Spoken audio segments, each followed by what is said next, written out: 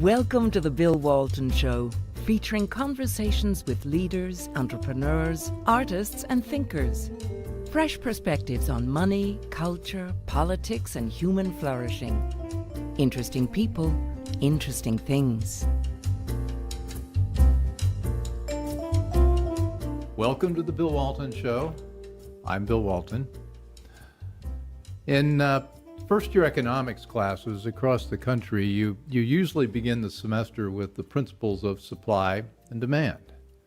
You learn that incentives matter, and that to suggest otherwise is to betray basic principles of economics and human nature.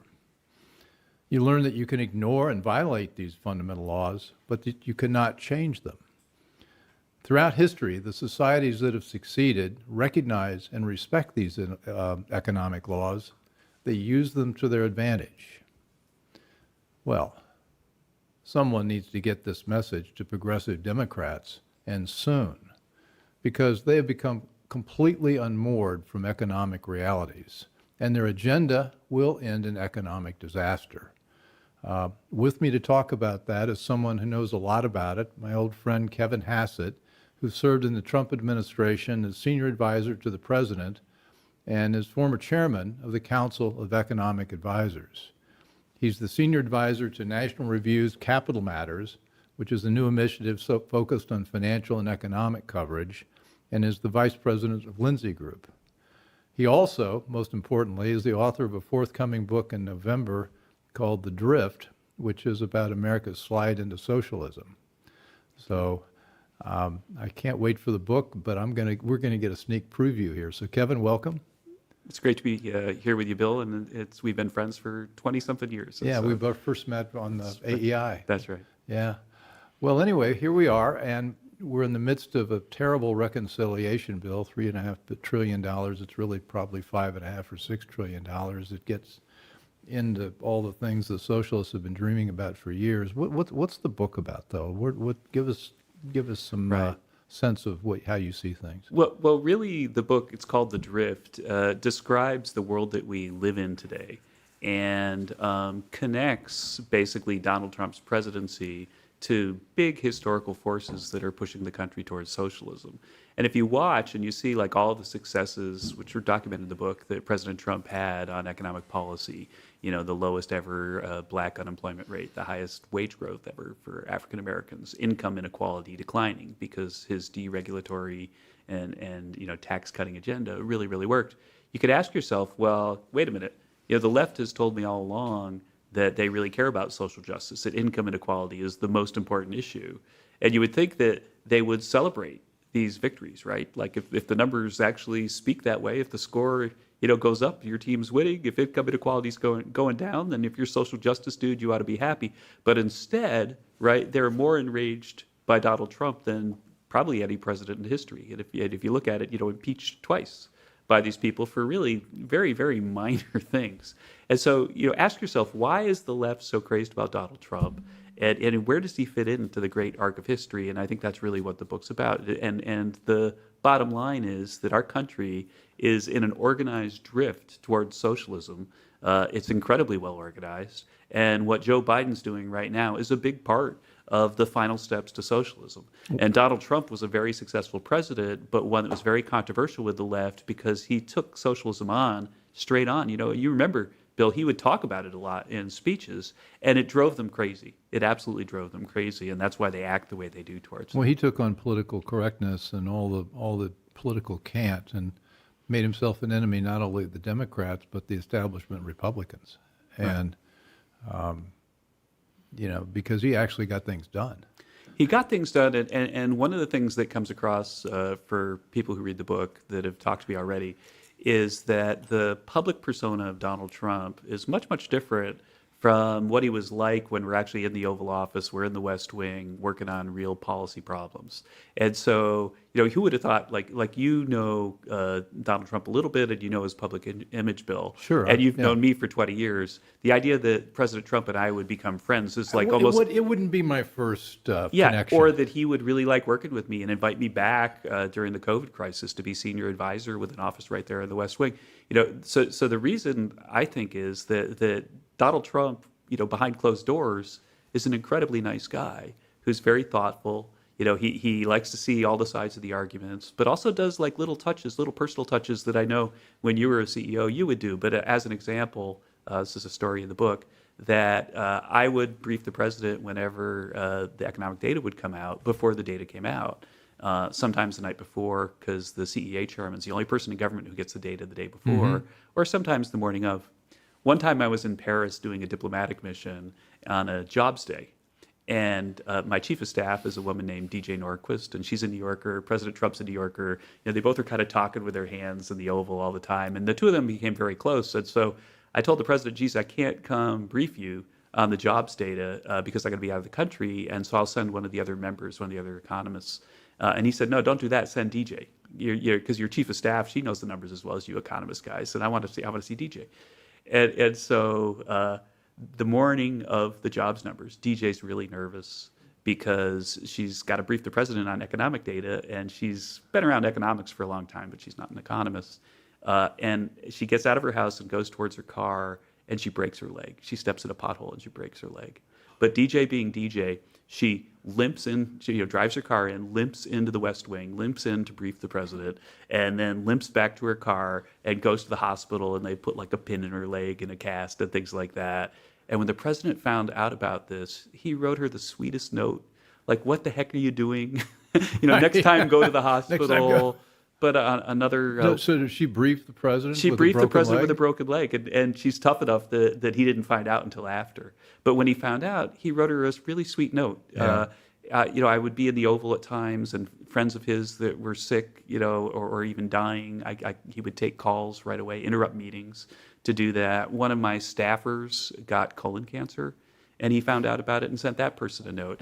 And so I think that the sort of backstory of, like, first there's all this great policy success, but then maybe someone might say, oh, it's an accident because this crazy buffoon that I see on TV could have possibly done that. But if you actually look at the meetings and look at, my discussion of what we were talking about and why President Trump made the decisions that he did, they can see he's actually a really smart guy with really good policy sense. And that's why the economy was doing so well pre-COVID. Well, I think people don't recognize that he likes to listen, and he likes to listen to lots of points of view, and he likes to listen to people who disagree with him. And he doesn't shut them down. And he likes to see like real But he battles. doesn't like to listen to you if he thinks you're stupid.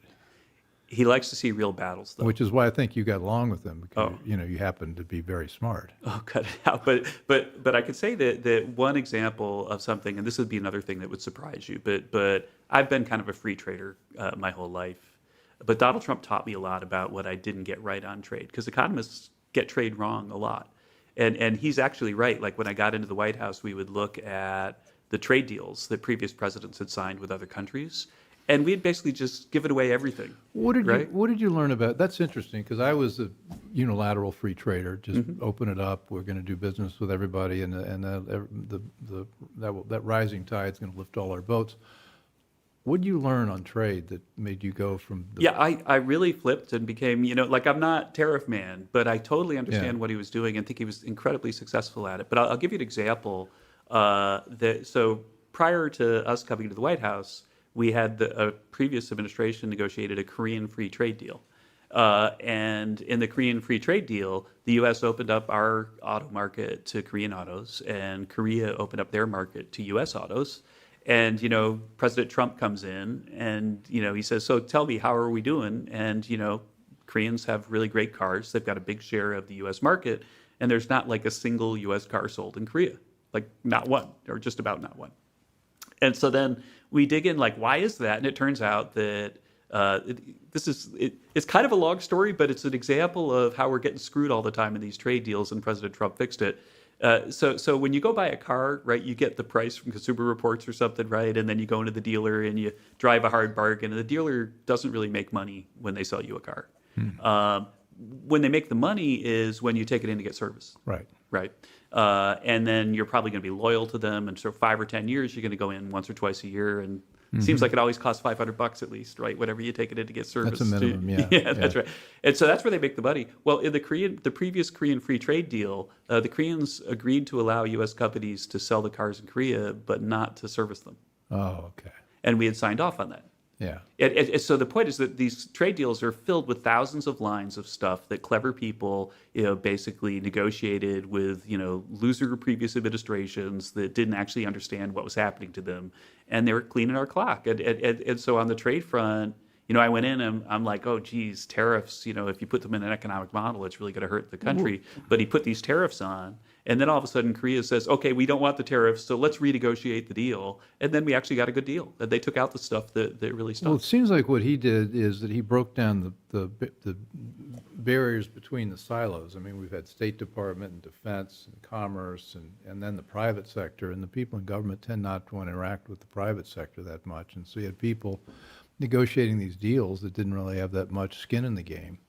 And what he did, I think, is he really got everything. He broke a lot of eggs and got people interacting among and between the agencies, and made trade part of our diplomacy, which it hadn't been before. Right, that's right. And another example of that, which, I mean, you hit the nail on the head, Bill, but so all the European countries are members of NATO, and they've all agreed to spend 2.5% of their GDP on defense. Well, and yet none of them do. Right. And here we are basically carrying the load for all of NATO at the same time that they've got like really crappy trade deals with us that are disadvantaging our companies in their countries and running big trade surpluses with the U.S.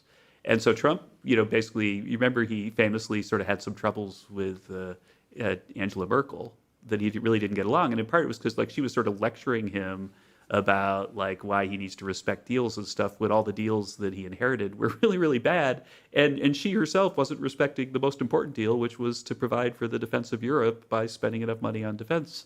In fact, I remember calculating the number for the president that Europe or Germany could have met its treaty obligation to spend 2.5% of GDP on defense and still had a budget surplus when we took office.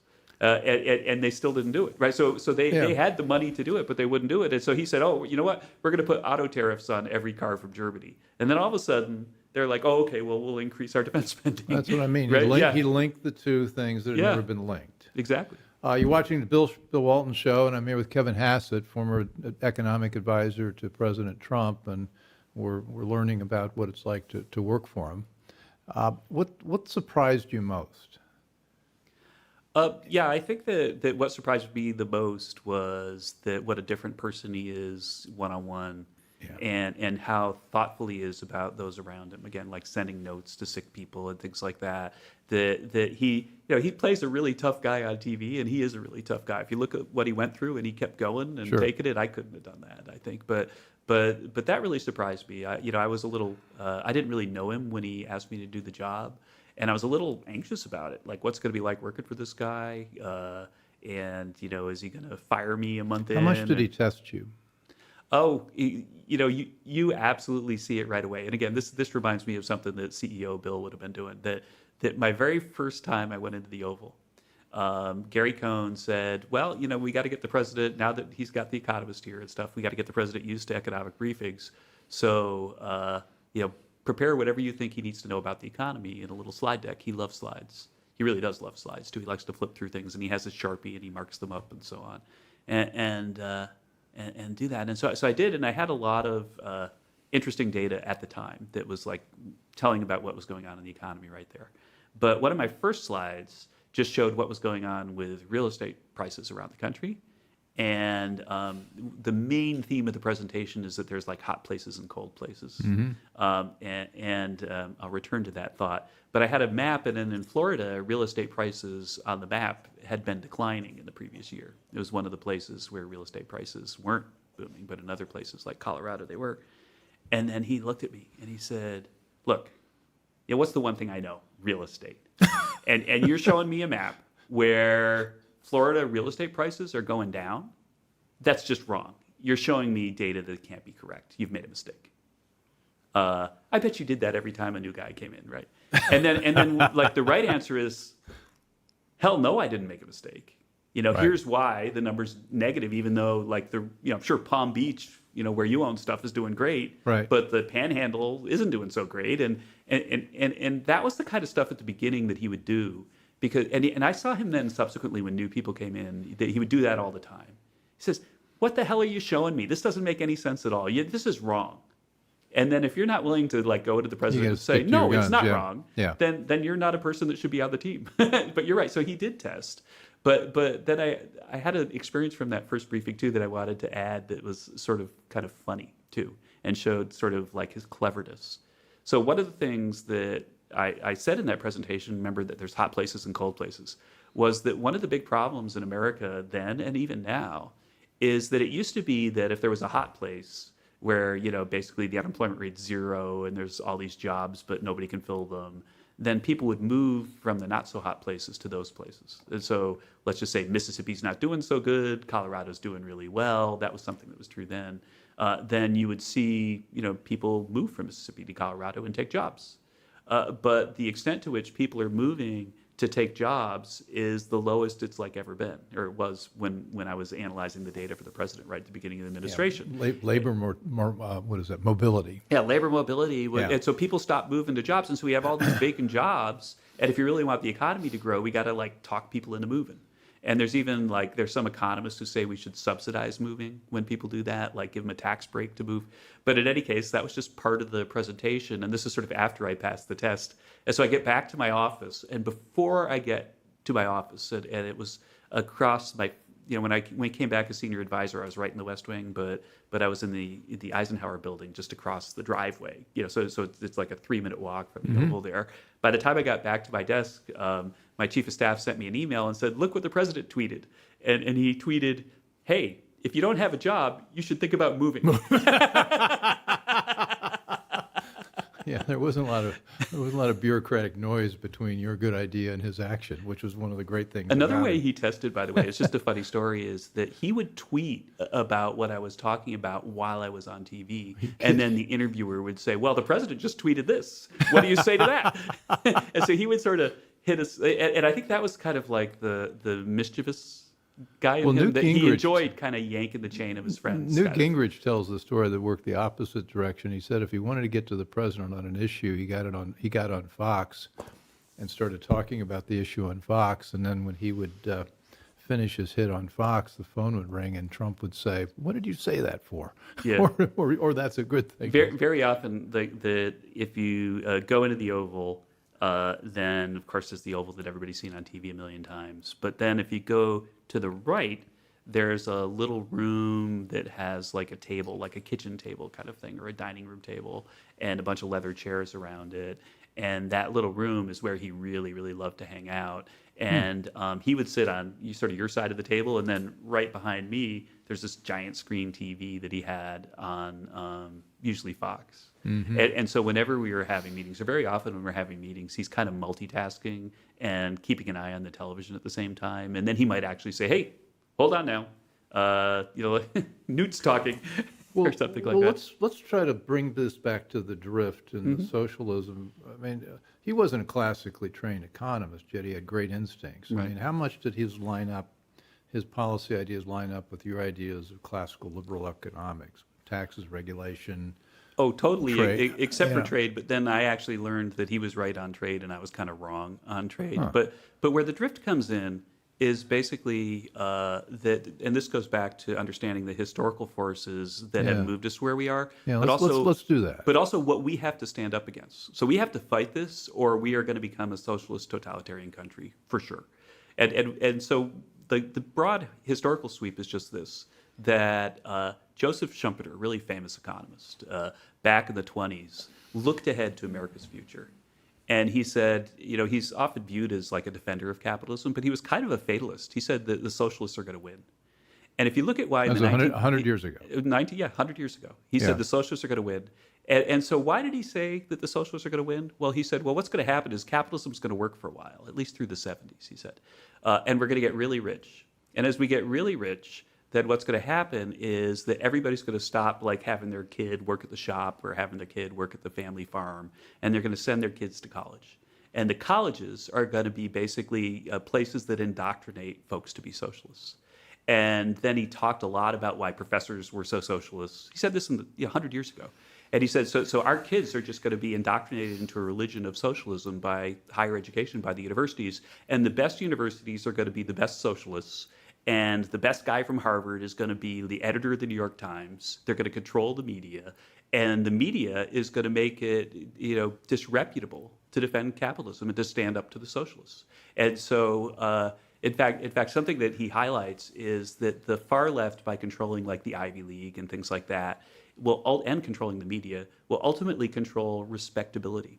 And so if you don't agree with the New York Times, if you don't agree with that Harvard professor or Paul Krugman, then you're just not respectable. Like, he's got a Nobel Prize. What do you got? And once that happens, he said there'll be nobody willing to stand up to them, and the socialists will just win.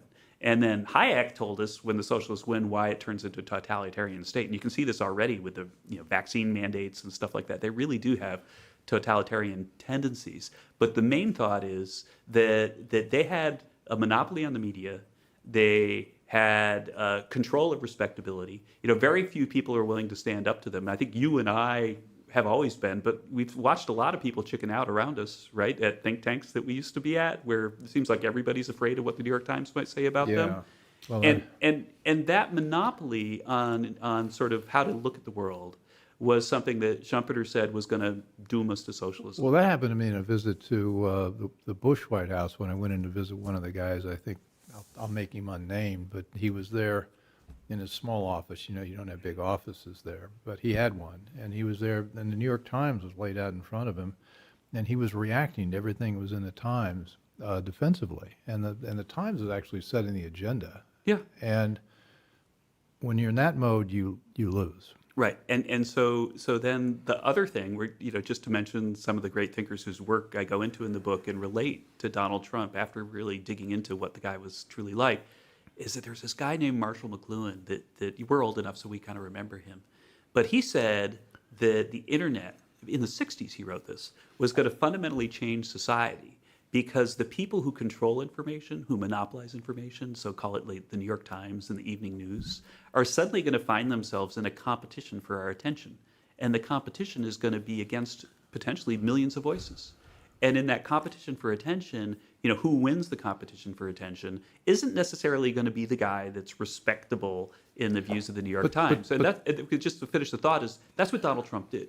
So what Donald Trump did is he did an end around of the left's controlled media through, by winning the competition for attention as like this brilliant tweeter who was at times offensive and things like that. But the offensiveness was attractive. Well, he disintermediated the establishment media, but then we all thought when the internet was first coming, there was going to be just this fantastic place where all the ideas could flourish and people would self-organize and it would get away from a top-down control of ideas and information.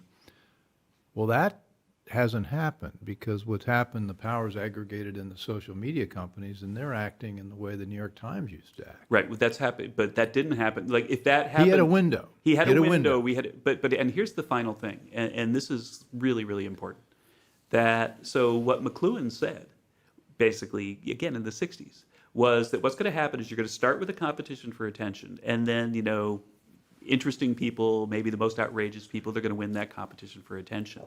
But then the powers that be, and can you believe it? He said this in the 60s, are going to organize their inattention and recognize that it's their most powerful weapon.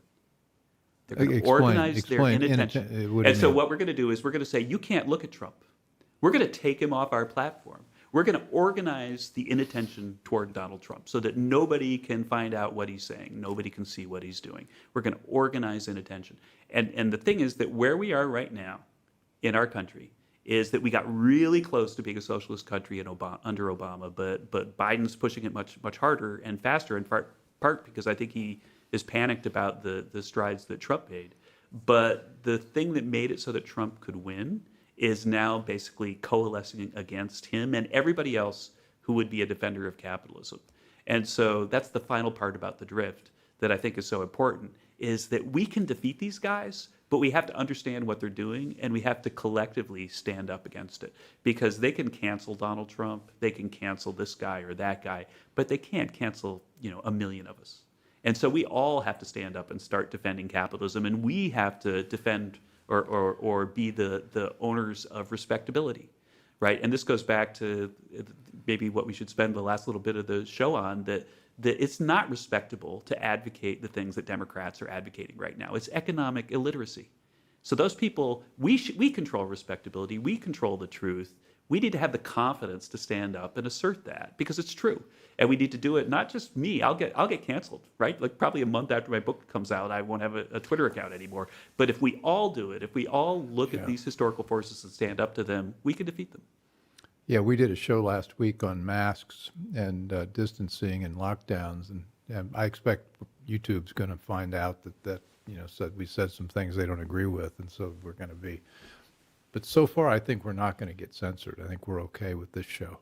You're watching the Bill Walton Show. I'm here with Kevin Hassett, brilliant thinker extraordinary, worked with President Trump, interesting background, and he also has written a very interesting book called The Drift, which talks about things like how Marshall McLuhan predicted where we'd be now with the social media phenomenon. Also, Schumpeter basically laid out the playbook for the last 100 years, and here we are.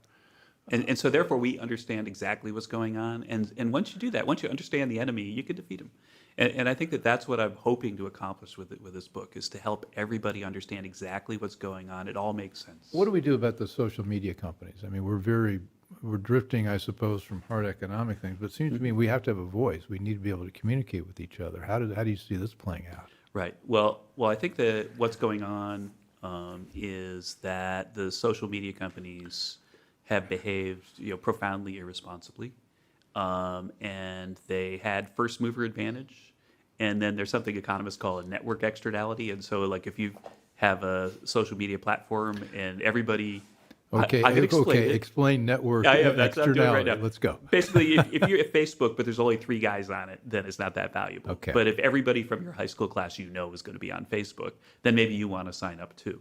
That's what a network externality is. And so what happened is, if you're the first mover advantage, you have the first mover advantage in social media, then everybody goes there because everybody else goes there, and no one can compete. And so there's a monopoly really at Facebook. There's a monopoly at Google, at Twitter, and they're abusing it. They're profoundly abusing it. There's a classic scene in Downton Abbey where Carson, the butler, they get the new telephone, and he's got the telephone in the hallway, and everybody gathers around. They say, "Well, what's this for? I mean, who are you going to call?"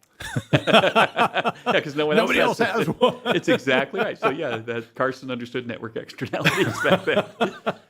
And so what would I do about it? This is a thing that I think I actually care a lot about what you would do about it too, because as conservatives, our view is that you don't want to give the government power over companies and things like that, because they'll abuse it, and before you know it, Hunter Biden is going to be like profiting from everybody that he's ordering around, right? And so we don't want government to have power, but now we've got these monopolies that are basically political entities. It's like we live in the Soviet Union, and Facebook and Twitter and Google are Pravda, and as conservatives, we need to stand up to them. And I think that for me, so now I'm just going to take an extreme position, but I'm not going to assert that this is what I would do. If you just tomorrow said, Facebook, you're shut down. Just Facebook, you can't operate anymore because you've so abused your privilege of first mover advantage. And said that, Twitter, you know what, you're closed. Then what would happen because of the internet is that a few other places would spring up that would compete to take over that space, and maybe they'd be wary of misbehaving in a way that these guys have. I mean, can you imagine like a person who's pretty likely, I think, to be the Republican nominee for the presidency in the next cycle? I mean, the president hasn't said that to me, but I would guess that he might run again. That he's not allowed to communicate with Americans because these left-wing places in California control access to people's attention. Well, I think Trump's going to unacceptable. run again.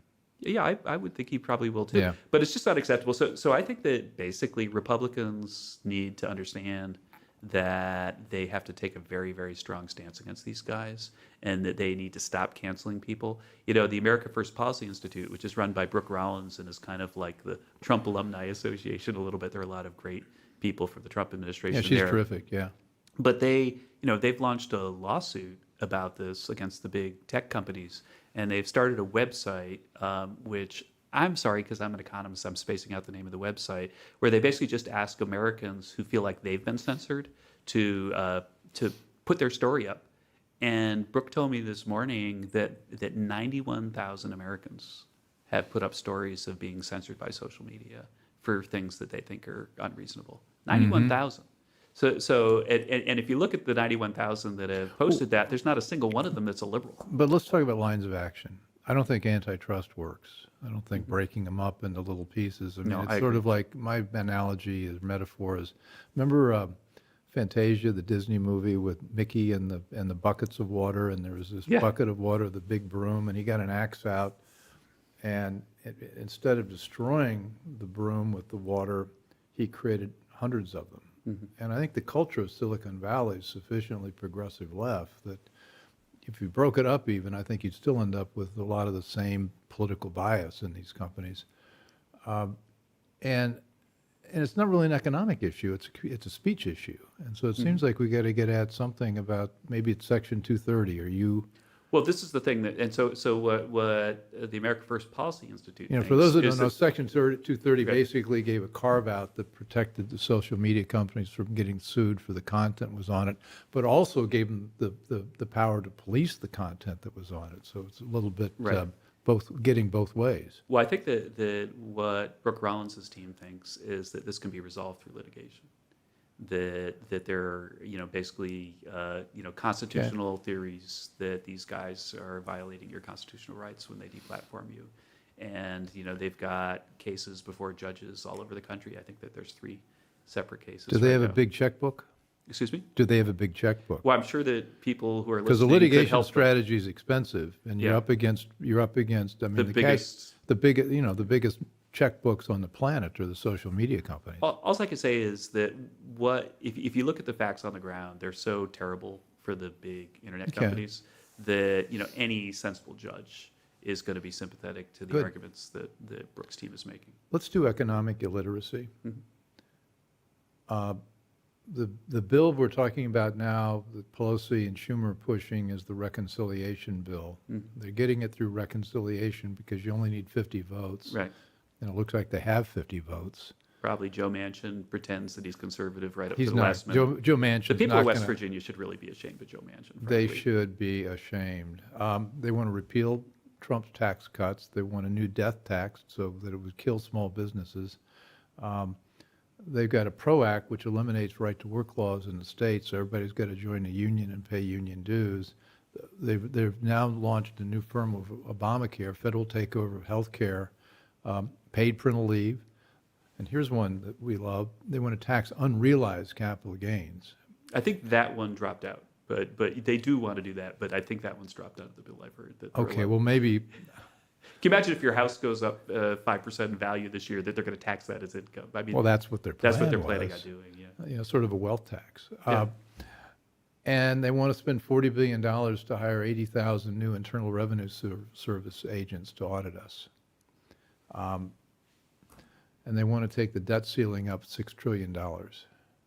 So tell me why these are, I want your version of how bad these ideas are and what they would do to the economy. Well, I want to go back to your intro, which I really thought set the stage for this conversation, very, very ably. That, everybody out there, even if you've never had an economics class, knows that there's supply and there's demand. Right. And so if you go down to the market and everybody's really dying for an apple, but there's like one little farmer there with 20 apples, then he's going to be able to get a really big price for those apples. But if you go down to the market and there's like 20 farmers and they each have, vats filled with apples, then apples are going to be pretty cheap, especially at the end of the day, right? When they don't want to take them home. And so that's supply, that's demand. And so what the Biden administration is doing is first, they're lighting a fire of demand by throwing cash at everybody and printing money to do so. And so demand is going through the roof.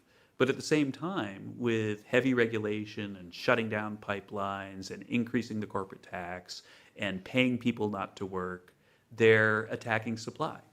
And so if you reduce supply enormously, in fact, their proposals reduce aggregate supply more than has ever been experimented with in U.S. history. Okay, it's the biggest negative supply shock in history. And they're doing that while they're giving us the biggest positive demand shock in history. And so what happens? Well, you've got all this demand chasing less and less supply. And so, the apples are going to be incredibly expensive. You're going to So have a lot of inflation. Inflation, yeah. And so the 7% inflation that we have right about now, that's about what the rate is. that really hurts, ordinary Americans. It hurts me. It hurts you. It hurts everybody who's listening, because people who don't switch jobs, especially, tend to have their salary changed like in January once a year. Yeah. And the prices are going up right now.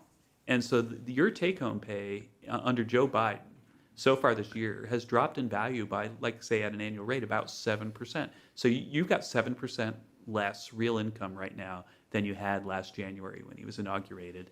And it's going to accelerate from there if they pursue these policies, because they're giving us the biggest ever demand shock and the biggest ever negative supply shock at the same time. That's just totally economically illiterate. And again, these people might pretend to control respectability, but that's just stupid. That's insane, and it feels like all these far left economists all over the country that aren't speaking up right now. What's Krugman's PhD in? Politics would be my guess, but it's supposedly economics. No, it's some arcane piece of economics that really has nothing to do with what he opines on. Oh yeah, he opines on wrote social some papers policy. on international economics back in the day. Yeah, but they were absolutely totally detached from what he claims is his expertise is now. Yeah, I really don't understand what's going on in the mind of that person. The meanness and the certainty about things that are dead wrong, but lead us in a steeply socialist direction. But if you think about Paul Krugman, that he's actually the poster child for the drift. Going back to my book, I hate to blurb too much, but my book describes exactly why. I'm a fan of blurbs. But that's exactly why. That's exactly why guys like Paul Krugman, exist. Is the drift is a very, very powerful historical force, and it's threatening our country right now. And people need to understand where it's coming from and how to fight it. And I think I've got a good idea for that. You're watching the Bill Walton Show on with Kevin Hassett, former presidential advisor, who's written a terrific book that we're going to go through. And we get to read it when, in November? Yeah, and then I'll come back in November. We'll come back in November. I'll have a chance to read it. And because you get into solutions in the book. I mean, what are our lines of action? Right. Well, again, one of the things that is a key tactic of the left is intimidation. So controlling respectability and intimidation. And too often, especially like public intellectuals on the right, have seen, somebody like Paul Krugman go after someone and bully them, in like really almost unspeakable ways, and thought to themselves, geez, I'm glad he's not attacking me. Yeah. But so when you've seen these guys come after me, did you ever see anybody step up and say, hey, wait, that's out of line? Look, people don't do that, right? Because they're afraid they're going to be next. And so you think about it that I worked at a think tank. Yeah, you've taken your fair share of arrows. Yeah. And when's the last time anyone, when I was in the White House from the American Enterprise Institute, stood up and said, wait a minute, that's not fair what you're saying. Hasn't happened. Right. And so the point is that these bullies have, basically made wimps of conservatives. And what we have to do is rally around our principles and stand up for them. And if we do that, we will win because we are right. And people, did have wage growth under Trump that we haven't seen since the Second World War. Income inequality did go down. Black unemployment rates were the lowest that we've ever seen in U.S. history. Those positive benefits of the policies are visible to people and they yearn for them. And the point is that they'll just disappear if we don't talk about them, but we have to collectively talk about it. Not just one person, but a million people, and we have to stand up to the bullies. And if you see someone bullying someone else, you need to say, hey, stop that. You're being a beast. And one example, we had an event here in Washington recently where all the ambassadors from the Middle East countries, including Israel, that signed the Abraham Accords met and talked about how it's going. Jared Kushner gave a talk there. And the Abraham Accords, something else that Donald Trump did, right? He brought peace to the Middle East, are really, really working. And to hear the Israeli ambassador talk about the first ever Israeli girl, her name was Maya, was born in the United Arab Emirates recently. And so that's kind of what happens when you have peace deals. Well, in the middle of this thing where we're actually celebrating Arabs and Israelis, starting to work together, starting to trade together, even having babies in each other's countries, this Code Pink lady stood up and started screaming. Okay, so honest to goodness, she was, gently pushed out by security, and I commend their gentleness. But that behavior is unacceptable. She's basically, she's pushing, anti-Semitism. To go and protest a conference where Arabs and Israelis have finally gotten together and signed, recognize each other, put embassies in each other's countries, and started to trade. There's Israeli farmers farming in Morocco now, putting up avocado farms. And to go and to protest that the way she did is just evil. It's wrong. And we have to stand up to that stuff and not be intimidated by it. But you put your finger on something that, my wife Sarah worked, she laughs, she has a reliably left-wing resume. She worked for the New Republic and Harper's, and she had an epiphany. Wait a second, this is all crazy. I've got to do something. And she recognized what you just said. Our ideas work, their ideas don't work, and it's as simple as that. And if you look at economic history, just in economics, and that's why they're trying to shut you up. Yes, but she said the thing that struck her was they all stick together. They protect each other largely, and our side is not. Exactly, and that's one of the things that we're talking about in the Drift is like basically giving a field guide to standing up for one another. So as an entrepreneur, I do tend to think in terms of how we could organize something. We actually need to organize something, a virtual salon, to a mutual support group for people. And when somebody gets singled out and attacked, bring the cavalry in. Yeah, that's right. I mean, it's almost as simple as that. Take a pledge to really support each other when they get attacked. But honestly, if enough of us do that, then it loses its effectiveness. Right. But honestly, like I'll give an example that labor supply for people, throughout the income distribution, but especially kind of in the middle and the bottom, isn't really super responsive to tax rates. And so if you were to change the marginal tax rate from 20% to 21% for the middle class, I wouldn't support that. But anyone who said that that's going to have like huge negative effects, I think would have the economics wrong. Mm-hmm. Because people just, people who are working, people might decide not to work, but most people who are working are still going to go to work even though they have to pay 1% more. And there are conservatives who would say that I just committed blasphemy and so on, right? And so, but if you were to sort of say, hey, you're wrong about this, and you address the specifics, the substance, then we celebrate that. That's what conservatives are all about. We love lively debate. But if you come in and you basically, you're a liar, you're a scoundrel, you're an idiot, ad hominem stuff. And that's what they do. And I read about this in the book that approximately, so I'm going to paraphrase. I had it exactly right in the book, but the first time I go on CNN in the White House, I was on Fareed Zakaria's show, and he introduced me about like this. He said, "Well, my next guest is Kevin Hassett, who's chairman of the Council of Economic Advisors." Who is Kevin Hassett, you might ask? And then they played a clip of Larry Summers from Harvard University, and this is what his quote was. Kevin Hassett is either a liar or stupid or both. That's how they introed me on CNN. Right? I'm speechless. Yeah, but the point is that when you see people acting like that, we need to take it to them. We just say, you can't bully me. And if I see him, or anyone, and actually Larry's a brilliant economist and says a lot of good stuff. Okay, and I don't have any grudge about, like, he was upset about the tax cuts, whatever. I could take it. But the point is, if you see somebody from Harvard trying to bully somebody, oh, he's an idiot, then we should say, shut up. Stop being a bully. Tell me what he said wrong. Mm-hmm. And that we as a group need to just start doing that and insist that everybody else do it too. Do we have the vehicles to do that? Do we have the what are our avenues to do that? Well, I think that we do. You mentioned that I'm now really super active at National Review. Right. I think everybody should go to National Review every day because it's really hitting the ball out of the park now. I think that there's still some conservatives that really didn't like the president and still don't, but there's a lot of people who are the never Trump thing has really divided us. Right, but if you go look at how it's healed at National Review, the Never Trump thing, I think I really believe. I'm not saying that there aren't people that are still pretty upset about some of the things that the president did, but it's really focused on substance, not on cancel culture. Well, have you gotten to Jonah? Jonah, I think Jonah has strong opinions, and I love the guy. He does. But the point is that that's what conservatives should be about. We should be places where people can argue about, is this guy good or is he isn't? And I think that there are places like National Review, places like Fox News, places like the Wall Street Journal that get more and more attention. Like if you look at Gutfeld's ratings, for God's sakes, right? Yeah. I mean, it's because they're actually not going to play games with these bullies. And so the point Well, is that Gutfeld did in his own way what Trump did, which he takes on political correctness every single minute. right, and he And won't be that's- bullied. Yeah. And people love it. Yeah. And so if you love it when somebody else can't be bullied, then you shouldn't be bullied either. It's basically the point.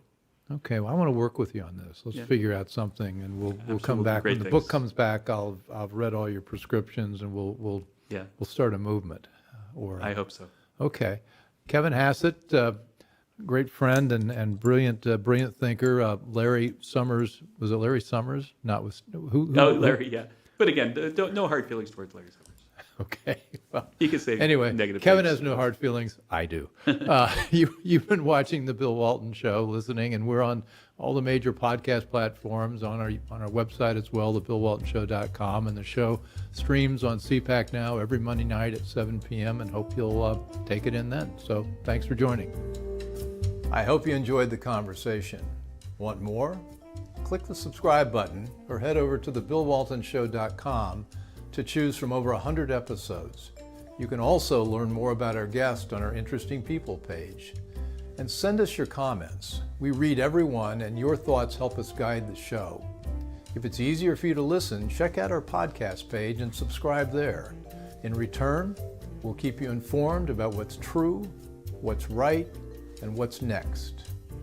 Thanks for joining.